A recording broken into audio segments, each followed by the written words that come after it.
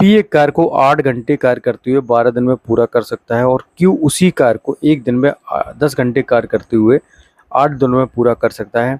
यदि पी और क्यू एक साथ मिलकर एक दिन में 8 घंटे कार्य करें तो वे दोनों मतलब उसे कितने दिनों में पूरा करेंगे। देखिए यहाँ पर पी जो है वो 8 घंटे कार्य करके 12 दिनों में एक कार्य को फिनिश कर सकता है, वहीं पर क्यू इस कार्य को 10 घंटे कार्य करते हुए 8 दिन में पूरा फिनिश कर सकता है। तो यहाँ से पी और क्यू की इफिशियंसी निकाल लेंगे हम। 8 से 8 उड़ा दो और ये हो गया आपका 2 छक 12, 2 पंचे 10। तो P अपॉन Q बराबर कितना आ जाएगा 5:6। तो P की इफिशियंसी कितनी आ जाएगी 5 और Q की कितनी आ जाएगी 6।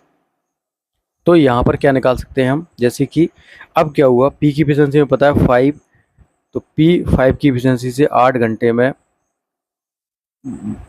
12 दिन कार्य करके एक काम को फिनिश कर सकता है। तो इस कार्य को P प्लस Q एक साथ मिलकर अगर वो 8 घंटे कार्य करते तो कितने दिन लेंगे कार्य को करने में भाई, 5 मल्टीप्लाई बाई 8 मल्टीप्लाई बाई 12 और ये P प्लस Q का रेशियो कितना होगा 6 5 11, ये 11 हो जाएगा multiply by 8 multiply by x।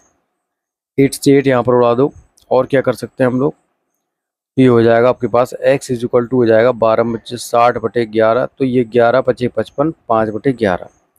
तो इतना दिन लगेंगे किसको P प्लस Q के इस कार्य को फिनिश करने में। 5 सही 5/11, यहाँ से D क्या होगा करेक्ट होगा। नेक्स्ट, P एक काम को Q की अपेक्षा 4 गुना तेजी से करता है। काम को समाप्त करने में Q P की अपेक्षा 27 दिन अधिक लेता है। यदि वे दोनों एक साथ कार्य करते हैं तो काम कितने दिन में समाप्त हो जाएगा। देखिए यहाँ पर इफिशियंसी का रेशियो दी हो गया है। P एक काम को Q की अपेक्षा 4 गुना तेजी से करता है, इसका मतलब है कि अगर Q एक काम करता है तो P कितना करता है 4। यहाँ से हम लोग निकाल सकते हैं भाई डेज और इफिशियंसी का जो रिलेशनशिप होता है वो होता है कितना, रेसिप्रोकल होता है, मतलब व्युत्क्रमानुपाती होता है। तो यहाँ से अगर हम डेज का अगर इनका रेशियो निकालें कितना आ जाएगा 1:4।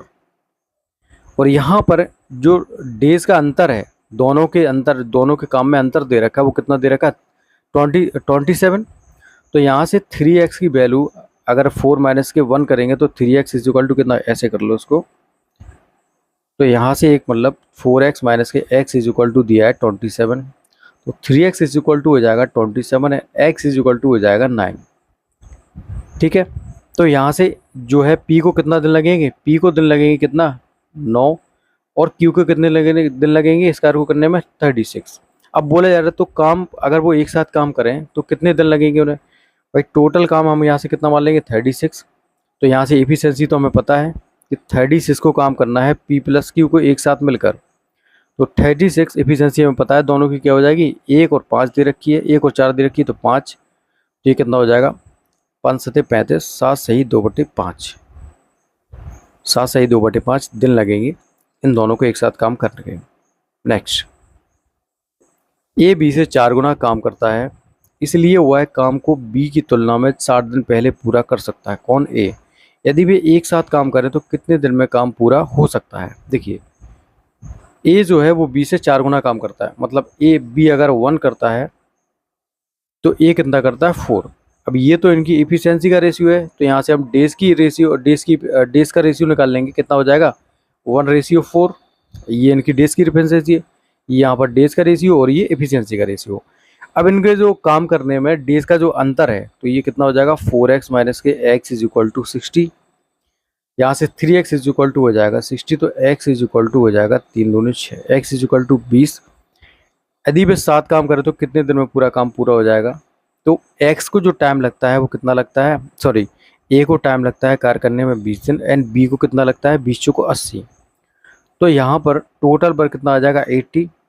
अब 80 काम को P प्लस Q को साथ में मिलकर करना है, तो A की एफिशिएंसी 4 और B की 1, तो यहाँ पर 5। ये कितना हो जाएगा 16 पंचे 80, 16 डेज। तो बहुत दोनों अगर एक साथ मिलकर काम करेंगे तो इस कार्य को 16 दिन में फिनिश कर लेंगे।